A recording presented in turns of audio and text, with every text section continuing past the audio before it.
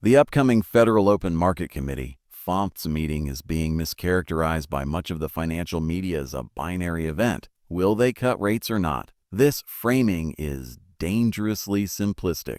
For crypto and risk asset investors, the meeting is not a singular decision, but a complex volatility catalyst with three distinct interlocking layers that will determine market direction for the remainder of the year and set the tone for 2026.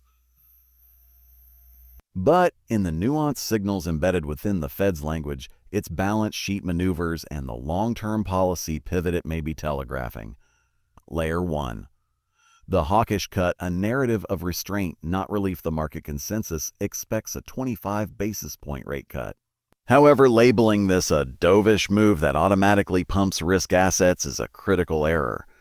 The central scenario, and the one most likely to induce choppy, uncertain volatility, is a hawkish. This is where the Fed mechanically lowers the Fed funds rate while simultaneously using its statement and Chair Powell's press conference to preach caution.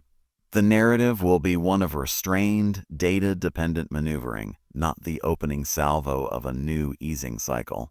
Powell will likely emphasize persistent service sector inflation, a still tight labor market, and confusing economic data, pointing to the recent postponement of key inflation reports as justification for extreme prudence. This messaging is designed to temper market euphoria, tighten financial conditions through words, and prevent a premature explosion in asset prices. For crypto, which often moves on pure liquidity expectations, this mixed signal, a cut without a confident, dovish promise of more, creates a perfect environment for sharp whipsaw price action as bulls and bears fight over the true interpretation. Layer 2. The stealth prelude to key reading the balance sheet. While all eyes are on the rate decision, the more significant long-term signal is hidden in the Fed's balance sheet activity, a process known as quantitative tightening, QT. The script notes a critical data point. The Fed's balance sheet has contracted to levels not seen since April 2020. This is not a trivial detail. April 2020 was the immediate precursor to the most aggressive monetary expansion in modern history, the pandemic-era stimulus and key that launched Bitcoin and the entire crypto market into a historic bull run. The current precipitous drawdown creates a kind of dry powder scenario. The Fed is quietly removing liquidity from the system, but in doing so, it is regaining the capacity to launch a new key program when the next crisis hits or economic growth stalls. Furthermore, the discussion of planned large-scale Treasury buybacks beginning in January is a potential bridge between the end of QT and the start of a new, more targeted form of asset purchasing. The market is acutely sensitive to this timeline. Any hint from the Fed this week that the pace of QTs will slow, or that these buybacks could morph into a liquidity-providing program, would be a seismic bullish signal for crypto, far outweighing the impact of a single rate cut. Layer 3. The strategic pivot and the Fed put redefinition. Ultimately, this meeting is about the Fed redefining the Fed put. The implicit belief that the central bank will step in to support asset prices during a downturn. The old put was triggered by market crashes. The new, evolving put may be triggered by fiscal stress and Treasury market dysfunction. With the U.S. government carrying historic debt levels, the Fed's ultimate mandate is to ensure the Treasury can finance itself at stable, manageable rates. A continued aggressive QT into a slowing economy could disrupt this fragile equilibrium. Therefore, the Fed's long-term pivot is not merely about fighting inflation versus supporting growth. It's about ensuring systemic stability in a debt-saturated world. A shift back towards an accommodative stance, even if cautiously framed, is increasingly seen as inevitable to avoid a debt crisis. This week's meeting is a key opportunity for the Fed to begin laying the intellectual groundwork for that pivot, to prepare markets for the possibility that future stimulus, key, will be framed not as a Wall Street bailout, but as a necessary step to maintain the stability of the U.S. government's own financing. Conclusion: the volatility playbook. Therefore, investors must listen on 3 channels this week. The words. The balance sheet. Is there any discussion of altering the pace of QT or clarifying the purpose of upcoming buybacks? The long view. Does the Fed acknowledge structural vulnerabilities that might necessitate a future policy shift? The volatility will erupt from the clash between these signals. A cut paired with hawkish rhetoric and no balance sheet changes could cause a sell the news event. A cut with even a minor dovish hint about future liquidity could ignite a rally. The complexity of decoding these layers ensures that confusion and disagreement will dominate, fueling the high-volume, dramatic price swings that define make-or-break weeks in crypto. The simple rate story is just the trigger. The volatility comes from the multifaceted policy grenade it unleashes. The most significant and underappreciated threat to Bitcoin, Ethereum, and the entire risk asset complex does not originate in Washington, D.C. or on a crypto exchange. It stems from a pending monetary policy collision on the other side of the world. The imminent end of a multi-decade, multi-trillion-dollar financial engineering scheme known as the yen carry trade. The Federal Reserve's actions this week are only one half of this explosive equation. The other half is the Bank of Japan, BOJ, which appears poised to finally exit its long-held negative interest rate policy and begin hiking rates. This synchronized shift threatens to collapse a foundational pillar of global liquidity, triggering a domino effect that could forcibly unwind speculative positions across every asset class, with crypto positioned directly in the firing line. The engine of the carry trade, borrowing cheap yen to chase yield. To understand the risk, one must understand the mechanism. For over 2 decades, Japan has maintained ultra-low, often near zero or negative interest rates. This created a world where borrowing Japanese yen was exceptionally cheap. The yen carry trade involved global hedge funds, banks, and institutional speculators borrowing vast sums of cheap yen, converting it into U.S. dollars or other higher-yielding currencies, and then investing those proceeds into higher return assets. These assets included U.S. Treasury bonds, corporate debt, and critically high-growth, high-volatility risk assets like technology stocks and cryptocurrency. This trade was a one-way bet for years. Fund managers profited from the yield differential, the carry, and from asset appreciation, all while repaying their incredibly cheap yen-denominated loans. This constant institutional flow of converted yen became a hidden river of liquidity propping up global markets. The catalyst, the great monetary policy divergence, ends the entire scheme, was predicated on a massive and persistent interest rate differential between Japan and the United States. As the Fed hiked rates aggressively to combat inflation, this differential widened, making the carry trade even more profitable. This is the nightmare convergence scenario. A Fed cut narrows the yield advantage of the dollar, while a BOJ hike makes the funding currency, yen, more expensive to borrow. This double whammy doesn't just reduce the trade's profitability, it inverts the economics and incites a panic to exit. The domino effect, forced unwinding, and a liquidity vacuum. When the core premise of a leveraged trade breaks, the unwind is not orderly. It is a violent algorithmic rush for the exits. Here is the domino chain reaction. Trade reversal. Institutions must close their positions. They sell their U.S. treasuries, tech stocks, and crypto assets to gather dollars. Currency conversion. They take those dollars and immediately buy Japanese yen on the foreign exchange market to repay their now more expensive loans. The vicious cycle. This massive buying of yen causes the yen to strengthen dramatically against the U.S. dollar. A stronger yen further increases the cost of the outstanding loans in dollar terms, accelerating the panic and forcing more selling to cover mounting losses. A classic short squeeze, but in the currency and bond markets. Liquidity evaporation. The result is a sudden synchronized withdrawal of liquidity from multiple asset classes at once. The hidden river of yen funding turns into a vacuum. Crypto is the peripheral casualty in this environment. Crypto acts as the ultimate peripheral or beta asset. When leveraged institutions face a margin call on their core, multi-billion-dollar carried trades, they do not selectively sell only their losing positions.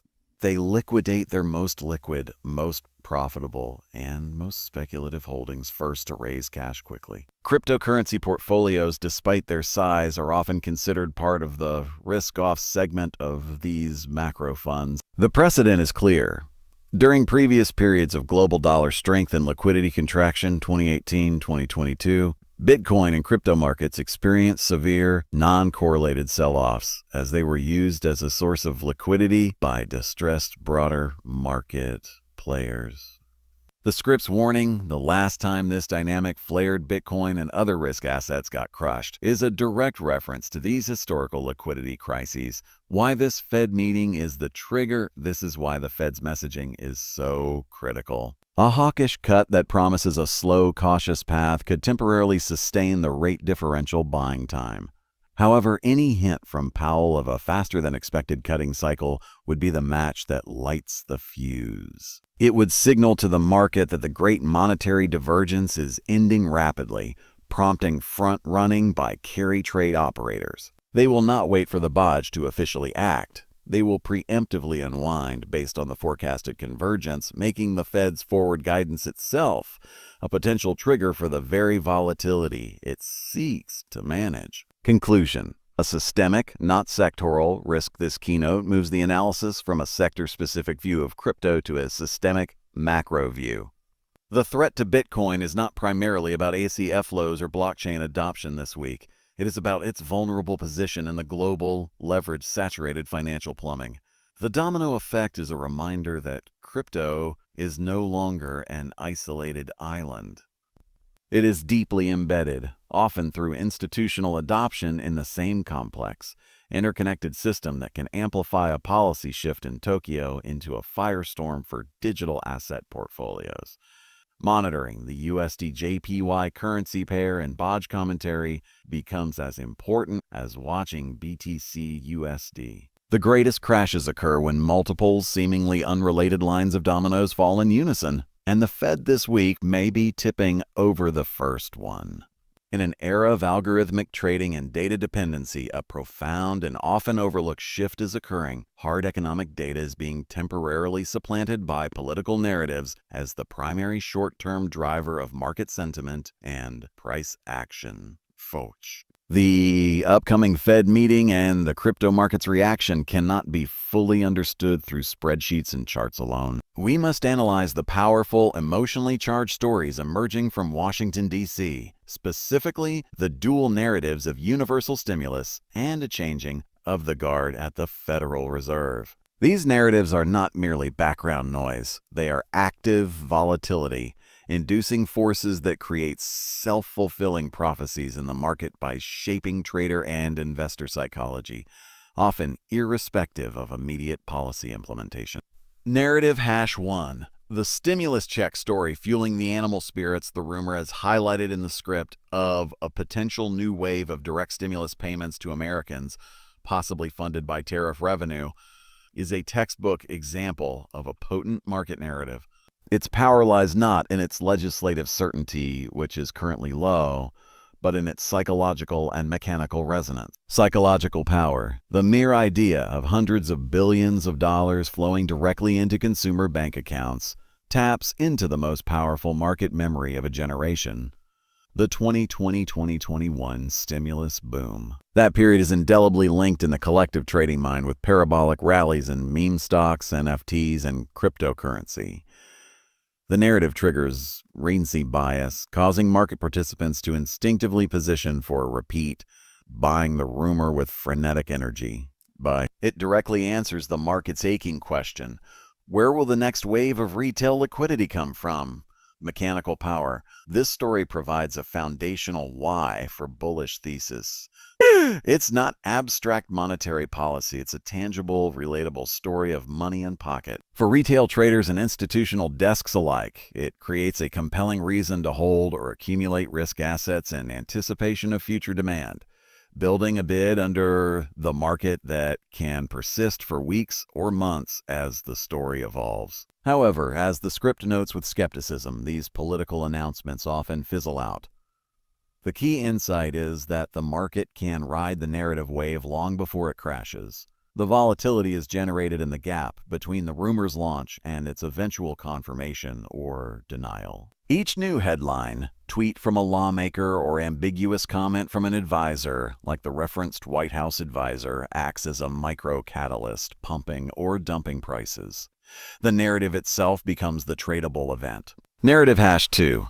The Fed chair character play personifying policy. The second, more substantive narrative is the impending appointment of a new Federal Reserve chair. Markets don't just analyze interest rate models, they anthropomorphize policy. They assign personalities and biases to potential chairs, trading on perceived dovishness as if it were a character trait. The current odds, heavily favoring one candidate, represent the market betting on a specific storyline for the next 4 or 5 years. This narrative operates on 2 levels. The short-term certainty trade. As odds consolidate around a front-runner, the market begins pricing in that individual's presumed policy leanings. This can lead to significant moves in the dollar, bonds, and gold before a single official decision is made. The market is writing the first chapter of the new chair story in advance, creating a feedback loop where price action reinforces the narrative of their inevitable dovish hawkish impact. The long-term structural reform story. Beyond rate policy, the more profound narrative, hinted at by analysts in the script, is that the next chair will oversee the structural reform of the Fed itself. This could mean reducing its independence, changing its mandate, or overhauling its regulatory approach. This isn't a quarterly story. It's a legacy narrative. For crypto, a narrative of a Fed chair open to modernizing finance, potentially more sympathetic to innovation or critical of traditional bank power, is a powerful long-term bullish signal that can outweigh near-term rate fears. The market begins discounting this future today. The convergence in the volatility engine. The true volatility arises when these narratives converge and interact with the Fed's hard data. Scenario: the Fed delivers a hawkish cut, hard data, restrictive. But Chair Powell makes an offhand comment acknowledging economic uncertainty. Narrative: interpreted as dovish. Simultaneously, a senator amplifies the stimulus check rumor. The result is chaotic, cross-current volatility as traders struggle to reconcile conflicting signals. Does the stimulus narrative override the Fed's caution? So the new chair narrative make this week's meeting irrelevant. This narrative, rich environment, is a trader's paradise precisely because it creates mispricings and overreactions. It rewards those who can track the story flow more than those who only track PPI prints. Conclusion: navigating the story market, therefore, the modern investor must function as both economist and narrative analyst. The questions to ask this week are: narrative strength. Is the stimulus story gaining mainstream media traction or fading? Character consensus. Are the Fed chair odds solidifying, or is a new contender emerging to disrupt the narrative? Clash or harmony. Do the political narratives align with or contradict the technical message from the FOMC? The market is no longer just a discounting mechanism for corporate earnings and inflation data. It is a real-time betting platform on political storylines. These narratives create powerful, if sometimes fleeting, realities. They inject a layer of sentiment-driven volatility that can overwhelm cold, hard analysis in the short term. Recognizing that the story is the catalyst is essential for understanding why markets can suddenly rally on ambiguous headlines or sell off on solid data. They are trading the future chapter of a political drama, not just the present page of an economic report. This week, the Fed isn't just setting policy. It's becoming a character in a larger political story that the market is already writing and trading in advance. Beyond the week-to-week noise of Fed meetings and political rumors, a deeper, more powerful transformation is taking root. This is not a cyclical shift, but a structural tectonic realignment of the foundational pillars of finance and regulation. 2 parallel validations, one from the institutional capital class and one from the heart of the regulatory state, are converging to signal that the era of crypto as a speculative fringe asset is ending. It is being reframed as an integral, legitimized component of the future global financial system.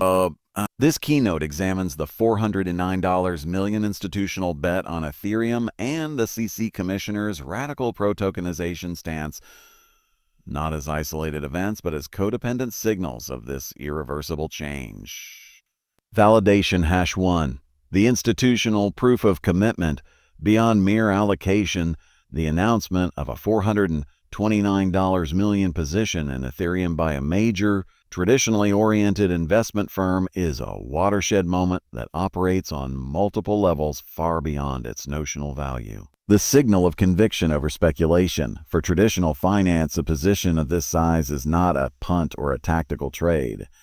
It represents a strategic asset allocation approved by investment committees, risk managers, and compliance departments. It signifies that Ethereum has passed internal due diligence hurdles regarding custody, security, regulatory risk, and long-term viability. This move tells the market that a critical segment of institutional capital no longer views ETH as a purely speculative tech token, but as a digital commodity with a store of value and yield-generating thesis worthy of a core portfolio position.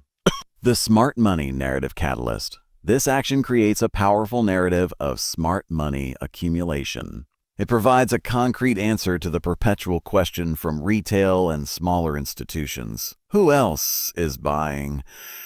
It acts as a psychological anchor, encouraging other institutions to overcome their own hesitation for fear of being left behind. The bet is not just on price appreciation, but on the success of the entire Ethereum ecosystem. Its scaling solutions, its DeFi and NFT infrastructure, and its role as the primary settlement layer for on-chain finance. It's a vote of confidence in a future where Ethereum's utility drives its value. Validation hash 2, the regulatory philosophical pivot from adversary to architect, perhaps even more significant than the capital flow, is the dramatic shift in regulatory rhetoric. The commentary from a senior SEC commissioner advocating for putting all U.S. markets on-chain within 2 years is nothing short of revolutionary. This represents a fundamental philosophical pivot for a key regulatory body, moving from a posture of enforcement-driven obstruction to one of framework-driven construction. From how to ban it to how to build it. For years, the market has parsed SEC statements for hints of approval or denial for spot ETF.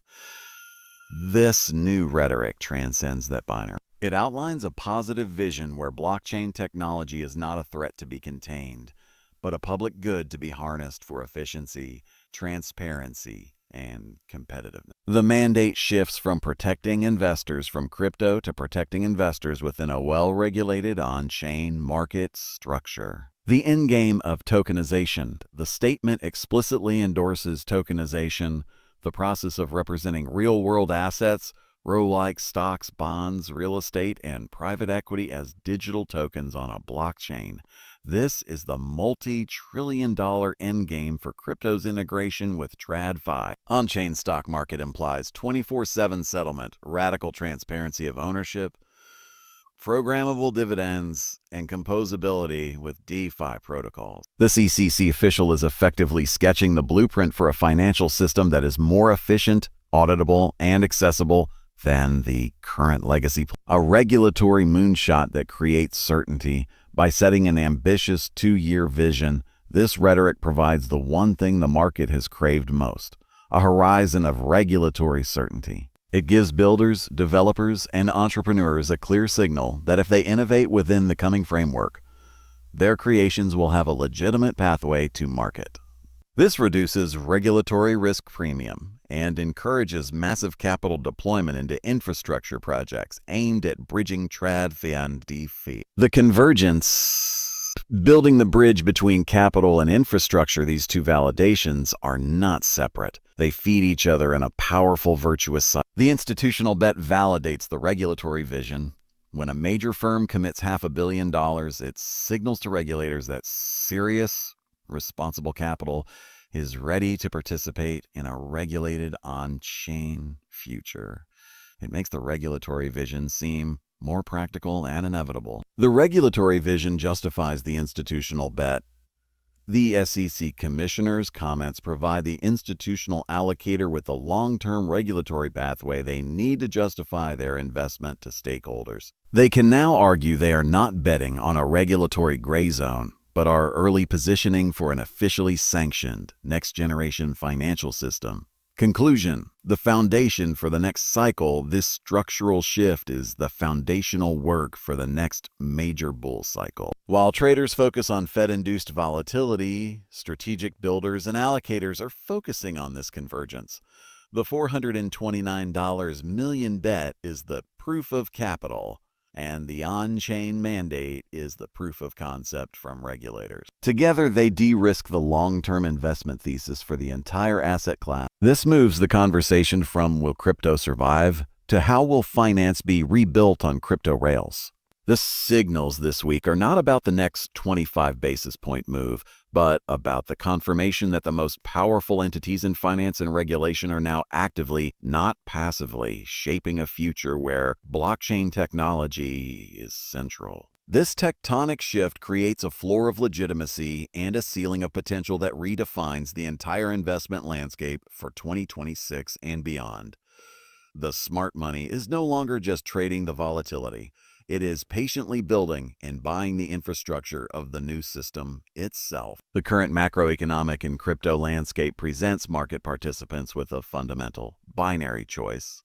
This is not a minor tactical decision, but a strategic fork in the road that demands self-awareness and defines two entirely different playbooks for success. On one path lies the trader's paradise, a high-frequency, adrenaline-fueled arena built on exploiting narrative-driven volatility. On the other lies the investor's patience, a disciplined, long-term positioning game focused on the structural shifts that will define the next epoch. The signals from this week's Fed meeting and the surrounding news flow do not provide a unified answer. Instead, they illuminate the distinct risks and rewards of each path, forcing every portfolio holder to consciously choose their role. A.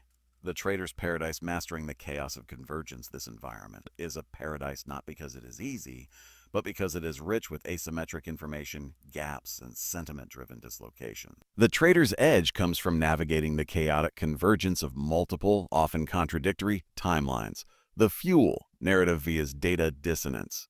The trader thrives on the gap between hard economic data, a hawkish Fed cut, mixed inflation prints, and the softer, more powerful political and social narratives, stimulus rumors, Fed chair personality bets. Each piece of news is not a fundamental truth to be modeled, but a catalyst for a sentiment spike to be ridden. A vague tweet from a politician can trigger a 5% move. A misinterpreted phrase from Powell can reverse it just as fast. The trader's tools are speed, sentiment analysis, social media scrapers, options flow, and a ruthlessly short time horizon, often measured in hours or days. The playground, options, leverage, and volatility itself. In such an environment, direction is less important than volatility magnitude. Vol. The VIX and crypto volatility indices become key metrics. The play is often to sell volatility during complacent periods, like before the Fed, and buy it during expected catalysts, or to use complex options strategies, straddles, strangles, that profit from large moves regardless of direction. Leveraged perpetual swaps in crypto are a direct instrument for this, amplifying gains and catastrophic losses from these short-term gyrations. The key insight from the script, as the referenced analyst notes, this period is a massive tradable moment precisely because the macro community, the long-only funds and patient capital, is often sidelined or reducing risk into year-end. This withdrawal of deep stabilizing liquidity creates a thinner market where news has an outsized impact, and agile traders can move prices more easily. It's a jungle where the big elephants are asleep, allowing the nimble predators to feast. Path B, the investor's patience building through the noise. The investor's path is defined not by exploiting noise, but by ignoring it to focus on signal. This week's volatility is seen as irrelevant static, a distraction from the multi-year foundational work being laid. Their strategy is built on a different set of core convictions, the foundation, structural, not cyclical shifts. The investor's thesis is built on the tectonic changes outlined in Keynote 4. The institutional validation of core assets, like the $429 MF bet, and the regulatory pivot towards on-chain finance. They are positioning for the materialization of a new system, not the next Fed meeting. Their buying is often methodical dollar-cost averaging or strategic, accumulating during fear-driven sell-offs caused by the very volatility traders love. The horizon, 2026 and the new cycle infrastructure. The investor's calendar is set to a different clock. They're asking what projects are building the indispensable infrastructure for tokenized ROA. Which Layer 1 or Layer 2 networks are winning developer mindshare for the next wave of applications? The Fed potential shift to key in 2026 is not a trade to them. It is the anticipated macroeconomic backdrop for the next liquidity-driven bull run. They are assembling a portfolio of assets, protocol tokens, infrastructure equity, even physical mining hardware, that will be the beneficiaries of that future liquidity flood. The psychological edge in action is action. For the investor, the hardest skill is often disciplined inaction. Watching a trader capitalize on a 20% swing while holding through a 15% drawdown requires a steadfast belief in a longer-term narrative. Their patience is an active strategy of psychological fortitude, avoiding the transaction costs, tax events, and emotional whiplash of the trader's path. They accept missing short-term peaks to capture the multi-year trend. The critical conflict in self-diagnosis, the danger arises when an individual confuses their chosen path, applying the wrong tools and mindset. The trader trying to be an investor, they buy a fundamentally strong altcoin based on a long-term thesis, but then panic sell on a 30% drop caused by a macro headline. They experience the drawdowns of investing without the conviction to see them through. The investor trying to be a trader, they dip into leverage to play the Fed meeting, get stopped out on intraday noise, and miss the subsequent long-term rally. They incur the risks of trading without the requisite speed or detachment.